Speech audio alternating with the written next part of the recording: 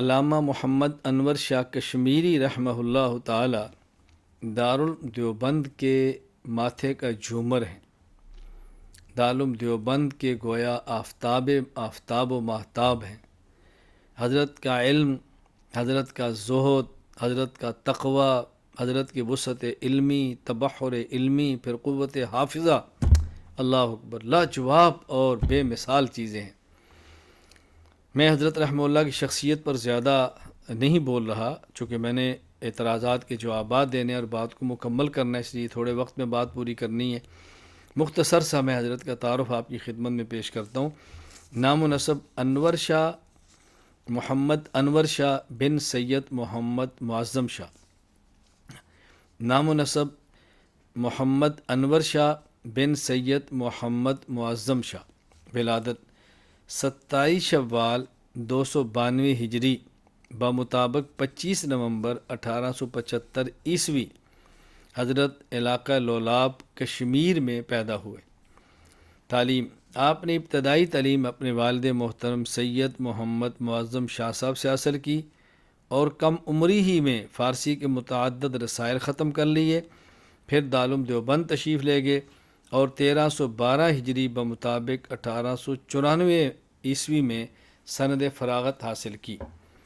آپ کے مشہور اساتذہ حضرت نے شیخ الہند مولانا محمود حسن دیوبندی، مولانا خلیل احمد سہارنپوری، مولانا محمد اسحاق امرتسری، مولانا غلام رسول ہزاروی رحمہ اللہ تعالیٰ سے شرف تلمذ حاصل کیا ہے۔ آپ کے مشہور تلامذہ اور شاگرد حضرت مولانا شاہ عبد القادر رائے پوری، مفتی محمد شفیع عثمانی، مولانا سید مناظر احسن گیلانی، مولانا محمد ادریس کاندلوی، مولانا سید بدر عالم میرٹھی، مولانا حفظ الرحمان سیو ہاروی، مولانا سید محمد یوسف بن نوری، مفتی محمد حسن امرتسری، مولانا حبیب الرحمان لدھیانوی، مولانا قاری محمد طیب دیوبندی، مولانا محمد منظور نعمانی رحمہم اللہ تعالی، یہ حضرت کے معروف اور شاگرد اور تلامذہ ہیں۔ تصانیف: خاتم النبیین صلی اللہ علیہ وسلم، عقیدۃ الاسلام فی حیات عیسیٰ علیہ السلام، التصریح بما تواتر فی نزول المسیح علیہ السلام، فصل الخطاب فی مسألۃ ام الکتاب، نیل الفرقدین فی ترک رفع الیدین، کشف الستر عن صلاۃ الوتر۔ وفات صفر 352 ہجری بمطابق 7 فروری 1933 کو آپ تقریباً 60 سال کی عمر میں دیوبند میں انتقال فرما گئے۔ انا للہ و انا الیہ راجعون۔ حضرت رحمہ اللہ پر جو سب سے زیادہ معروف اور بڑا اعتراض ہے وہ یہ ہے کہ آپ نے قرآن کریم میں تحریف لفظی ہونے کا اعتراف کیا ہے۔ یعنی قرآن کہتا ہے انا نحن نزلنا الذکر و انا لہ لحافظون، قرآن قیامت تک کے لیے محفوظ ہے، اس میں تحریف کوئی کرنا چاہے تب بھی نہیں کر سکتا، اللہ تعالیٰ نے حفاظت کا ذمہ خود لیا ہے۔ اور مولانا انور شاہ کشمیری فرماتے ہیں کہ قرآن میں تعریف ہوئی ہے۔ یہ ہے اشکال۔ پہلے آپ ان کی عبارت ملاحظہ فرمائیں جس پر اعتراض ہے۔ وہ عبارت کیا ہے؟ وَعْلَمْ أَنَّ فِي التَّحْرِيفِ ثَلَاثَةَ مَذَاهِبَ ذهب جماعة إلى أن التحریف في الكتب السماوية قد وقع بكل نحو في اللفظ والمعنى جميعا وهو الذي مال إليه ابن حزم۔ تحریف میں 3 مذاہب ہیں۔ ایک مذہب یہ ہے کہ تحریف کتب سماویہ میں لفظی بھی ہے اور معنوی بھی ہے، اور ابن حزم کا یہی مذہب ہے۔ وذهب جماعة إلى إنكار التحریف اللفظی رأسا فالتحریف عندهم كله معنوی، اور ایک جماعت کا مذہب اور ذہن یہ ہے کہ تحریف لفظی نہیں ہوئی، صرف تحریف معنوی ہوئی ہے۔ حضرت فرماتے ہیں اگر اس رائے کو مان لیا جائے، یلزم علی هذا المذہب ان یکون القرآن ایضا محرفا فإن التحریف المعنوی فیہ غیر قلیل فیہ ایضا۔ اگر یہ بات مان لیں کہ پہلی کتب سماویہ میں صرف لفظی تعریف ہے، معنوی یعنی صرف معنوی تعریف ہے، لفظی ہے ہی نہیں، فرمایا معنوی تعریف تو لوگوں نے قرآن کریم کے اندر بھی کی ہے، یعنی معنی غلط کیا ہے، تفسیر غلط کیا ہے، مفہوم غلط کیا ہے، وہ چھپ رہی ہے، دنیا میں چل رہی، تعریف معنوی تو لوگوں نے قرآن کے اندر کی ہے۔ آگے حضرت کا جملہ کیا ہے؟ والذی تحقق عندی ان التحریف فیہ لفظی ایضا، اما انہو امد منہم او لمغلطۃ، یہ فرماتے ہیں۔ اب اس کا خلاصہ کیا ہے؟ حضرت کہتے ہیں میرے ہاں تحقیق یہ ہے، قول محقق یہ ہے کہ اس میں تعریف لفظی بھی ہوئی ہے، خواہ لوگوں نے جان بوجھ کر کی ہے یا غلطی سے کی ہے۔ اب یہ جو ہے نا فیہ، لوگ اعتراض کرنے والے اس کو القرآن کی طرف لوٹاتے ہیں کہ حضرت فرماتے ہیں اس قرآن کے اندر تحریف لفظی بھی ہوئی ہے، یہ اعتراض جس سے مراد قرآن کریم کی تعریف ہے۔ جواب سماعت فرمائیں، اچھی طرح بات سمجھ لیں، پہلے وہ حدیث پاک سنیں جو صحیح بخاری میں موجود ہے، جس کی حضرت نے شرح فرمائی ہے، پھر آپ کے لیے بات سمجھنی آسان ہوگی۔ حضرت عبداللہ بن عباس رضی اللہ عنہما فرماتے ہیں، یا معاشر المسلمین کیف تسألون اہل الکتاب وکتابکم الذی انزل علی نبیہ صلی اللہ علیہ وسلم احدث الاخبار باللہ تقرؤونہ لم یشب۔ اے لوگو، تم اہل کتاب سے کیوں مسائل پوچھتے ہو؟ تمہارے اللہ کی کتاب جو اس نے اپنے نبی پر نازل فرمائی ہے ابھی اتری ہے، تھوڑا عرصہ گزرا ہے، کوئی پرانی بات نہیں ہے۔ وقد حدثکم اللہ ان اہل الکتاب بدلوا ما کتب اللہ وغیروا بایدیہم الکتاب فقالوا من عند اللہ لیشتروا به ثمنا قلیلا، اور اللہ تعالیٰ نے اس کتاب قرآن کریم میں یہ بات تمہیں بتائی ہے، اہل کتاب نے جو اللہ نے ان کو کتاب دی تھی اس کو انہیں بدل دیا تھا اپنے ہاتھوں سے، اور پھر وہ جھوٹ بولتے تھے کہ ہم نے نہیں بدلا ہے تو اللہ کی طرف سے ہے، کیوں؟ تاکہ دنیا کا حقیر اور گھٹیا قسم کا مال حاصل کریں۔ افلا ینہاکم ما جاءکم من العلم عن مسألتہم ولا واللہ ما رأینا منہم رجلا قط یسألکم عن الذی انزل علیکم، کیا جو علم اللہ نے تمہیں دیا ہے وہ علم تمہیں اہل کتاب سے بات پوچھنے سے منع نہیں کرتا؟ اور میں قسم اٹھا کر کہتا ہوں، فرمایا میں نے ایک شخص بھی ایسا نہیں دیکھا جو تم سے قرآن کریم کے بارے میں کوئی مسئلہ پوچھے تو تم کیوں ان سے پوچھتے ہو؟ یہ خلاصہ عبداللہ بن عباس رضی اللہ تعالیٰ عنہ کی بات کا۔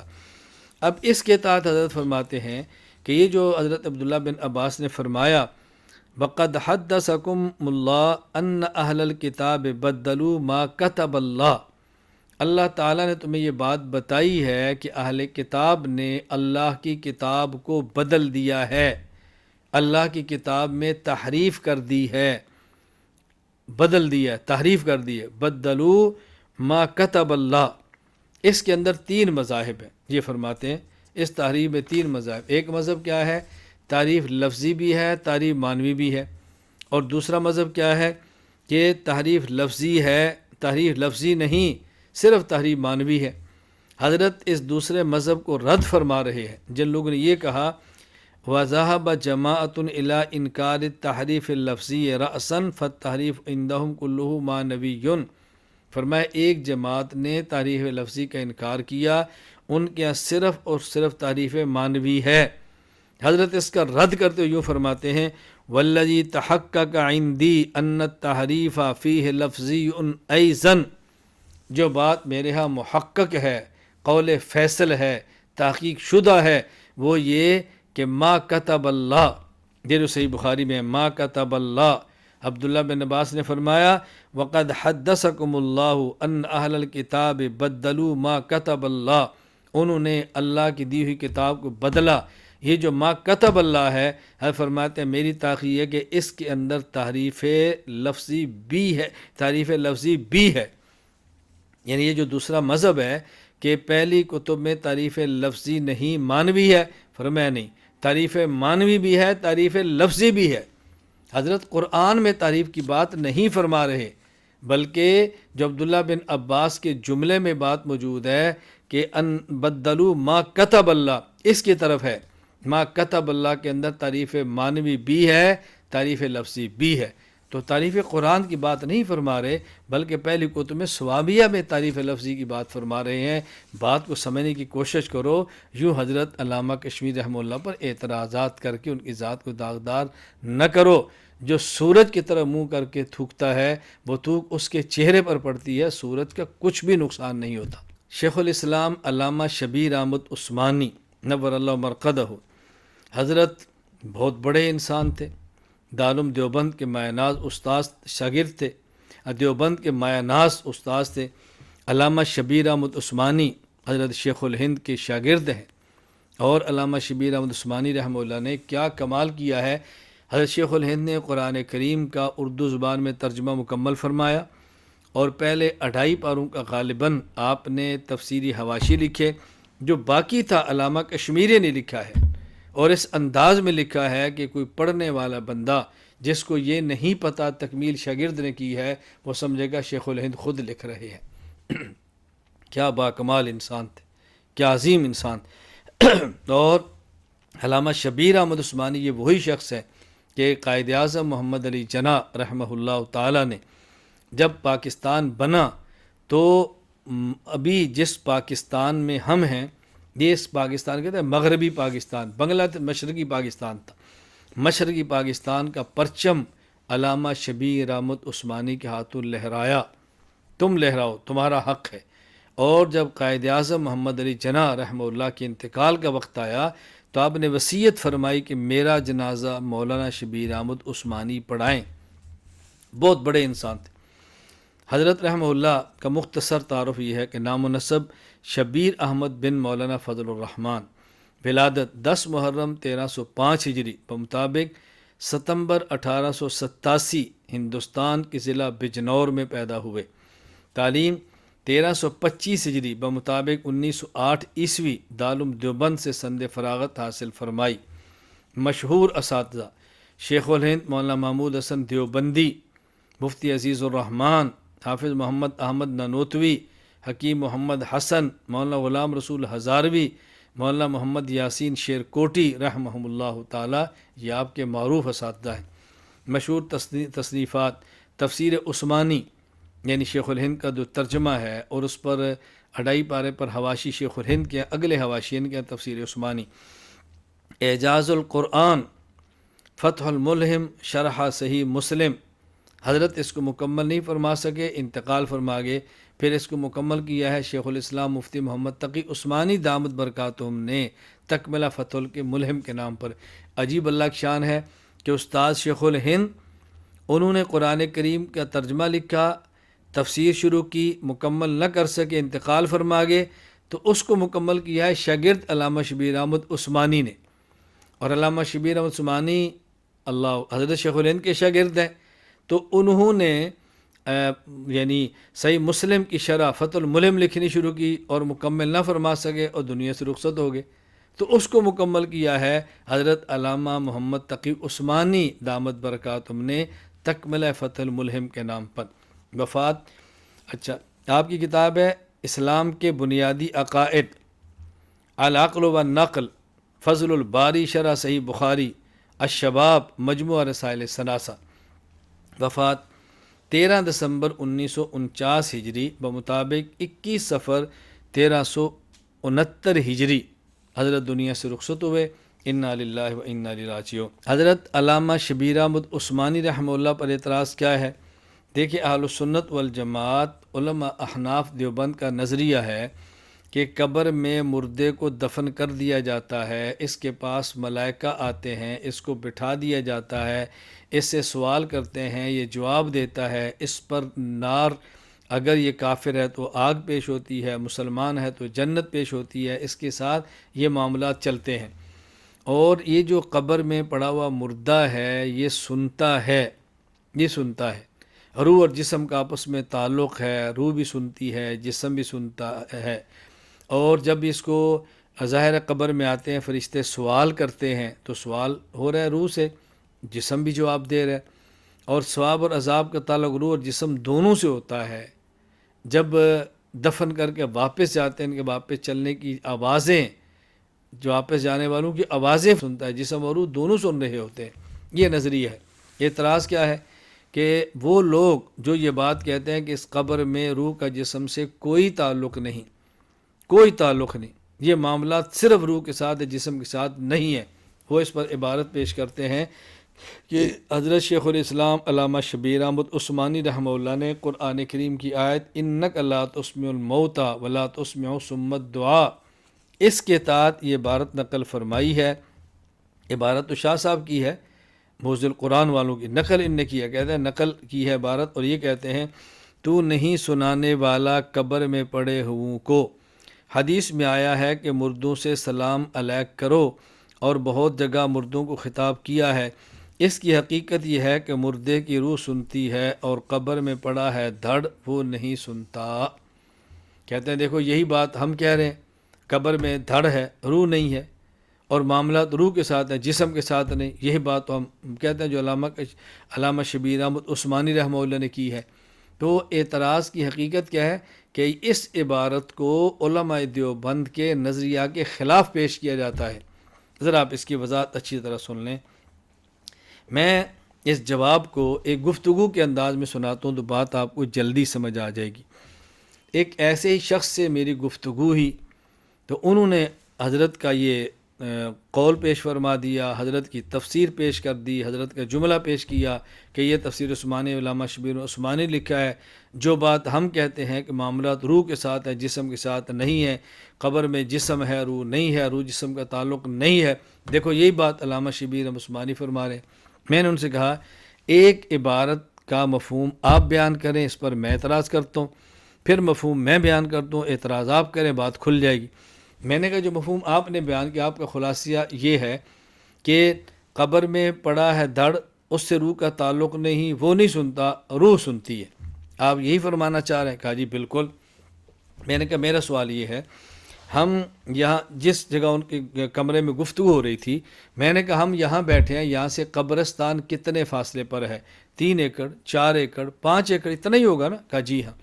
میں نے کہا ہم قبر میں نہیں جاتے، ہم یہاں گھر بیٹھتے ہیں، اوپر 7 آسمان ہے، پھر اوپر علیین ہے۔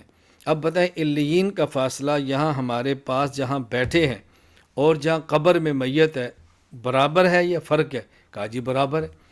اب ظاہر ہے میں سمجھانے کے لیے کہا تو اوپر سورج ہے، تو یہاں اور یہ 1 کلومیٹر دور سورج کا فاصلہ تو برابر ہوگا نا۔ علیین کا فاصلہ وہاں سے لے کر یہاں اور یہاں سے قبرستان تو برابر ہی ہے۔ میں نے کہا اچھا برابر ہے؟ کہا جی ہاں۔ میں نے کہا ہم جو بولتے ہیں روح سنتی ہے؟ کہا جی ہاں۔ میں نے کہا روح کہاں پر ہے؟ کہا جی علیین میں۔ میں نے کہا اس کا معنی قبرستان علیین، تو فاصلہ ہمارا اور علیین کا تو برابر ہے، قبرستان سے علیین بھی برابر ہے، اور سن کون سی بات رہی ہے؟ روح۔ اچھا روح اتنی دور سے سن رہی ہے، اور ظاہر ہے ہر آدمی کی بات سنے گی، میری سن رہی ہے تو آپ کی بھی سن لے گی نا، روح تو ہر کسی کی آواز سنے گی۔ ادھر آپ کہتے ہیں ان لوگوں کے بارے میں جن کا یہ نظریہ ہے کہ رسول اللہ صلی اللہ علیہ وسلم کی روح دور سے بھی سنتی ہے قریب سے بھی سنتی ہے، آپ کہتے ہیں یہ مشرک ہیں۔ کیوں؟ یہ نبی پاک صلی اللہ علیہ وسلم کے لیے دور سے سماع کے قائل ہیں، تو آپ تو پھر ان سے بڑے مشرک ہوئے نا۔ کیوں؟ یہاں تو نبی کی بات نہیں عام مردے کی بات ہو رہی ہے، تو ہم تو عام مردے کے بھی دور سے سماع کے قائل ہو، تو پھر آپ ان سے بڑے مشرک ہوئے، آپ ان پر فتویٰ کس بنیاد پہ لگا رہے ہیں؟ ایک بات۔ دوسری بات مجھے یہ بتائیں کہ جب یہ روح یہاں بیٹھے سن لیتی ہے تو پھر ہم قبرستان میں جا کر جو السلام علیکم یا اہل القبور کہتے ہیں تو کیوں کہتے ہیں؟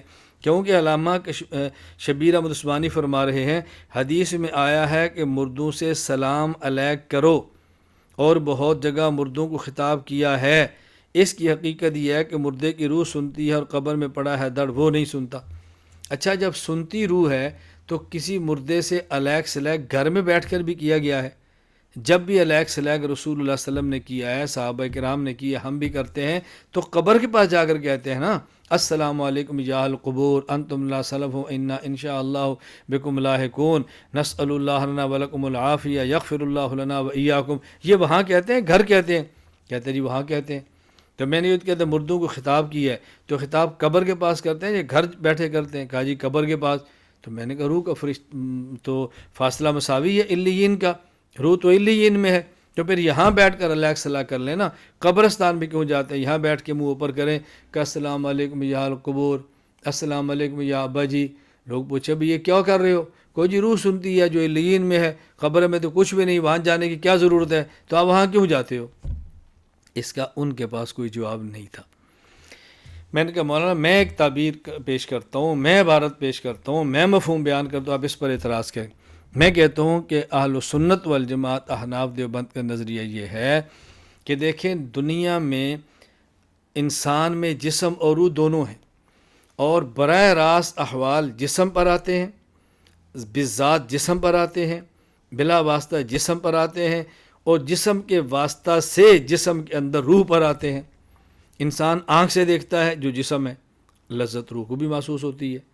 اگر کوئی مکروہ اور کریہ المنظر چیز ہے تو روح کو بھی تکلیف ہوتی ہے۔ انسان کان سے سنتا ہے جو جسم ہے، اچھی چیز ہے لذت روح بھی لیتی ہے، اگر ناپسندیدہ ہے تکلیف روح کو بھی ہوتی ہے، لیکن جسم کے واسطہ سے۔ انسان زبان سے چکھتا ہے جو کہ جسم ہے، اچھی چیز ہے جسم لذت محسوس کرتا ہے، روح بھی کرتی ہے۔ اور جب اگر چیز ناپسندیدہ ہے، کھٹی ہے، کڑوی ہے تو جسم کو تکلیف ہے تو روح کو بھی ہے، لیکن جسم کے واسطہ سے۔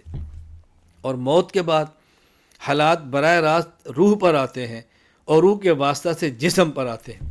میں سمجھانے کے لیے کہتا ہوں، جس طرح احادیث میں یعنی نیند کو موت کہا ہے، اللہم بسمک اموت و احیا، الحمدللہ الذی احیانا بعد ما اماتنا، تو موت کو، نیند کو موت کہا ہے اور بیداری کو حیات کہا ہے۔ اب بتاؤ، ایک آدمی جاگ رہا ہے، جسم عورت اور مرد کا ملتا ہے تو لذت جسم کو آتی ہے، جسم کے واسطے سے روح کو بھی آتی ہے۔ یہی لذت انسان نیند کی حالت میں لیتا ہے تو اس وقت وہ لذت روح محسوس کرتی ہے۔ دو جسم تو نہیں مل رہے ہوتے نا، روحیں مل رہی ہوتی ہیں، لیکن روح کے واسطہ سے جسم بھی محسوس کرتا ہے۔ دنیا میں اگر کوئی ٹھکائی کرتا ہے تو جسم کی کرتا ہے، تو جسم کے واسطہ سے روح کو بھی تکلیف ہوتی ہے۔ لیکن جب انسان سویا ہوتا ہے اور اس کو کوئی مارے، کوئی کتا کاٹے، کوئی سانپ ڈسے تو جسم کو نہیں ڈس رہا ہوتا، روح کو ڈس رہا ہوتا ہے، لیکن تکلیف اس کا جسم بھی محسوس کرتا ہے۔ اسی طرح موت کے بعد راحت اور تکلیف وہ روح کو آتی ہے اور روح کے واسطہ سے جسم کو آتی ہے۔ خلاصہ کیا ہے؟ دنیا میں انسان نام ہے جسم اور روح کا، احوال بالذات بلا واسطہ اصالتاً روح جسم پر آتے ہیں اور جسم کے واسطہ سے بالطبع بالواسطہ روح پر آتے ہیں۔ لیکن موت کے بعد احوال براہ راست بالذات اصالتاً بلا واسطہ روح پر آتے ہیں اور روح کے واسطہ سے طبعاً ضمناً بالواسطہ یہ جسم پر بھی آتے ہیں۔ اب اس جملے کو سن لو کہ دنیا میں جسم سنتا ہے اور جسم کے واسطہ سے روح سنتی ہے۔ موت کے بعد قبر میں پڑا ہے دھڑ، وہ نہیں سنتا، یعنی براہ راست، وہ نہیں سنتا بلا واسطہ، وہ نہیں سنتا اصالتاً، اور روح سنتی ہے۔ کیا مطلب؟ اصالتاً بالذات بلا واسطہ، اور روح کے واسطہ سے جسم سنتا ہے۔ یہی وجہ ہے السلام علیکم یا اہل قبور گھر بیٹھے نہیں کرتے بلکہ قبر پہ جا کے کرتے ہیں، چونکہ قبر پہ دھڑ ہے جس میں روح نہ صحیح، روح اور جسم کا تعلق موجود ہے۔ وہاں جائیں تو روح سنتی ہے، وہاں نہ جائیں تو روح بھی نہیں سنتی، کہ گھر بیٹھے آپ السلام علیکم یا اہل قبور کہہ دو، کوئی جی روح نے سن لیا ہے۔ تو یہ ہے علامہ شبیر احمد عثمانی رحمہ اللہ کی عبارت کا مطلب، اس کو سمجھنے کی کوشش کریں۔ فاتو برہانکم ان کنتم صادقین۔ شیخ الحدیث مولانا محمد زکریا کاندلوی نور اللہ مرقدہ بہت بڑے آدمی تھے، بہت بڑے آدمی تھے، فضائل اعمال کی تصنیف کے نام سے عوامی حلقے میں معروف ہیں، اوجز المسالک شرح موطا امام مالک کے نام سے علمی حلقے میں معروف ہیں، تبلیغی جماعت سے بہت گہرا تعلق تھا۔ حضرت کا مختصر تعارف یہ ہے کہ نام و نسب محمد زکریا بن مولانا محمد یحییٰ کاندلوی بن مولانا محمد اسماعیل کاندلوی، ولادت 11 رمضان 1315 ہجری کاندلہ میں پیدا ہوئے۔ تعلیم اول تا آخر مظاہر العلوم سہارنپور میں حاصل کی۔ مشہور اساتذہ مولانا ظفر احمد عثمانی رحمہ اللہ تعالی، یہ وہ شخص ہیں جب بنگلہ دیش اس وقت مشرقی پاکستان بنا تو بانی پاکستان قائد اعظم محمد علی جناح رحمہ اللہ نے ان کے ہاتھ سے پرچم لہرایا پاکستان کا۔ مولانا عبداللطیف صاحب، مولانا محمد یحییٰ صاحب، مولانا محمد الیاس صاحب بانی تبلیغی جماعت خلافت۔ آپ کو علامہ خلیل احمد سہارنپوری رحمہ اللہ تعالیٰ سے خلافت اور اجازت بیعت تھی۔ حضرت کی وفات کے بعد ان کو مولانا شاہ عبد القادر رائے پوری رحمہ اللہ سے خلافت اور اجازت بیعت حاصل تھی۔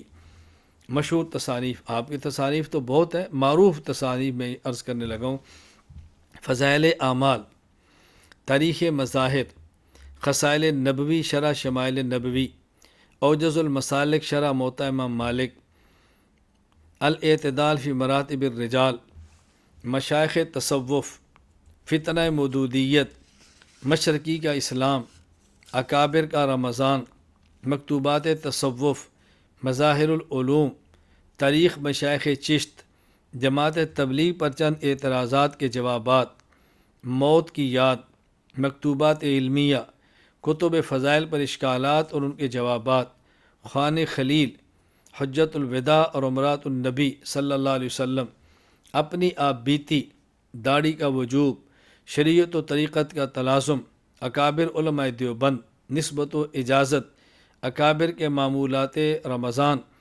مکاتیب حضرت مولانا محمد الیاس، ملفوظات حضرت مولانا محمد الیاس، فتاوی خلیلیہ، وصایا امام اعظم ابو حنیفہ، ام الامراض، محبوب العارفین۔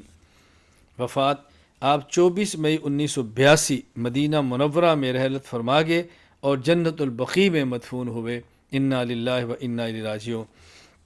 حضرت شیخ الحدیث مولانا محمد زکریا کاندروی رحمہ اللہ کی کتاب فضائل اعمال عوام و خواص میں مقبول ہے، عرب و عجم میں چل رہی ہے، پوری دنیا میں 7 بر اعظموں میں، دنیا کے تمام اسلامی ممالک میں تقریباً اس کتاب کو اللہ تعالیٰ نے پذیرائی عطا فرمائی ہے، اللہ تعالیٰ نے قبولیت عطا فرمائی ہے۔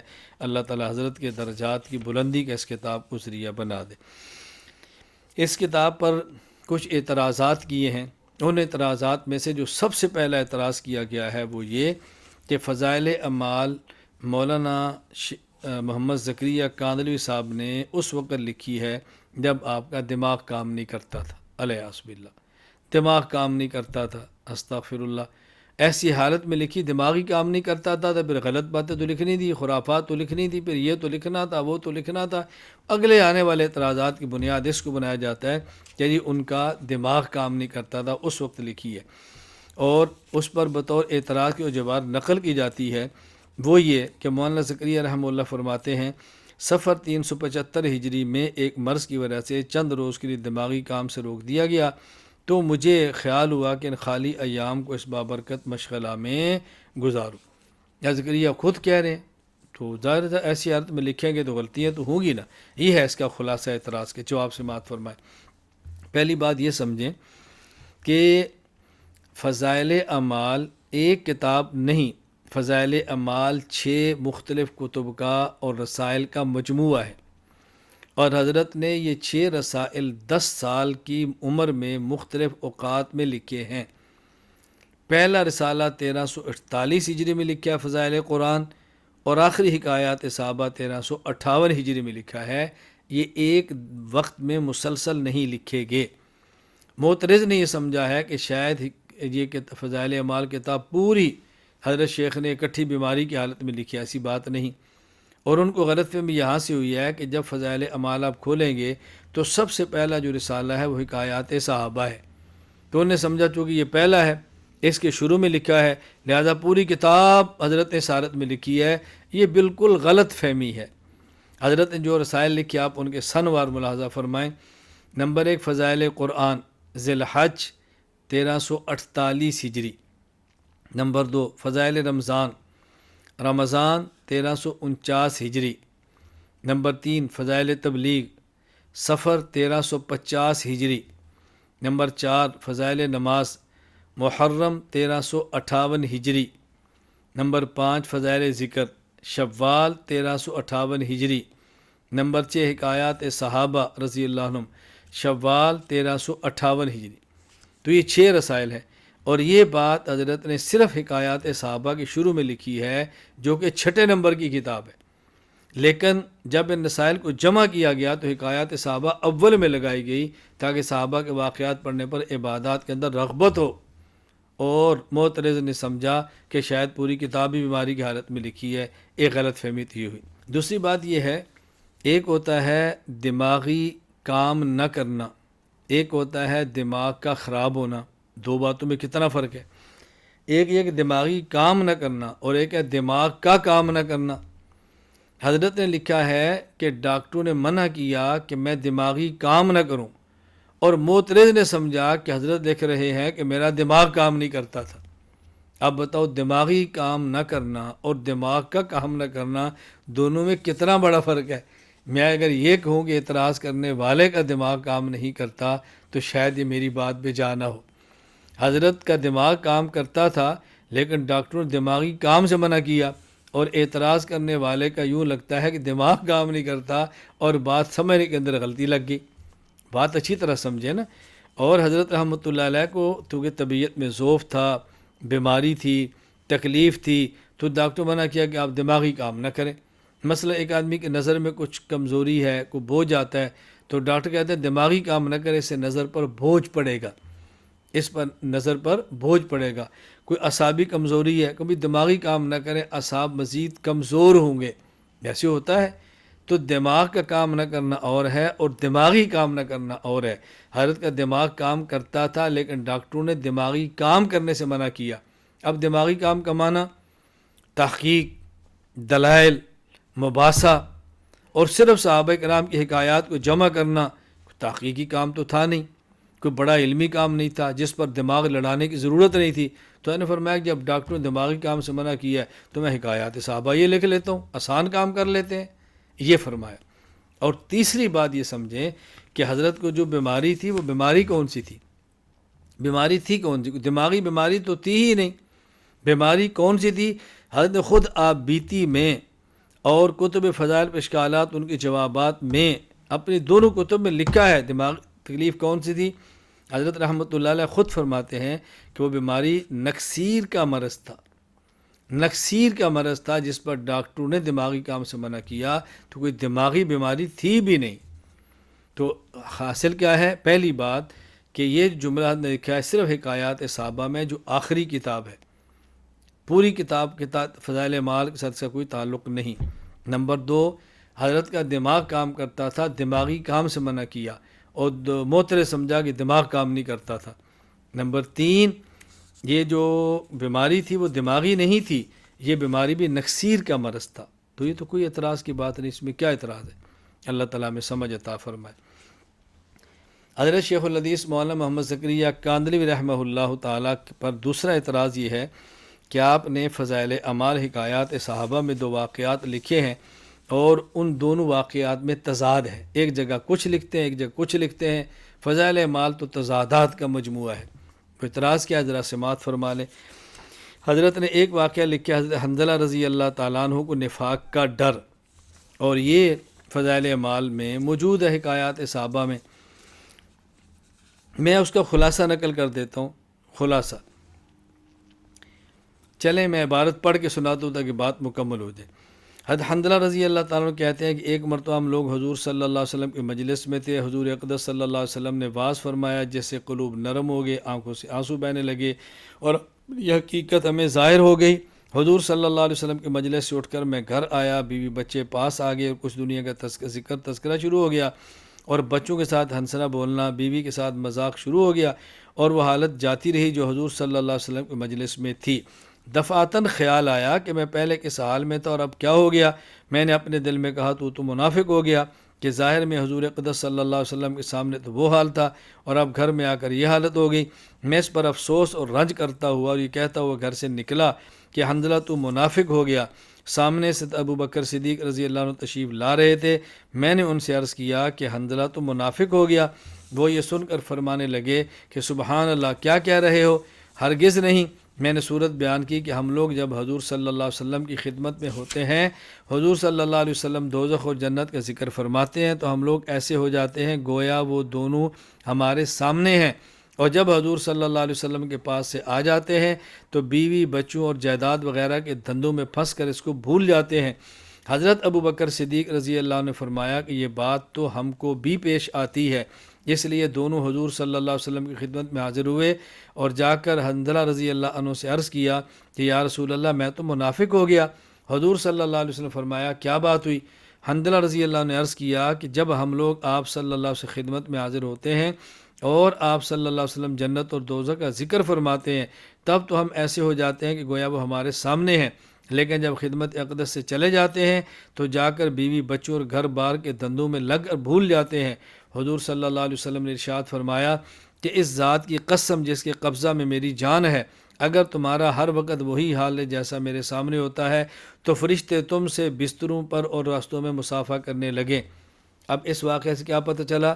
حضرت حنظلہ رضی اللہ تعالیٰ عنہ صاحب اولاد تھے، بلکہ حقیقت یہ ہے کہ خود ان کے بیٹے عبداللہ بن حنظلہ بڑے ہیں، ان سے روایات بھی ہیں، تو یہ معلوم ہوا کہ صاحب اولاد تھے۔ دوسرا واقعہ حضرت حنظلہ رضی اللہ عنہ کی شہادت۔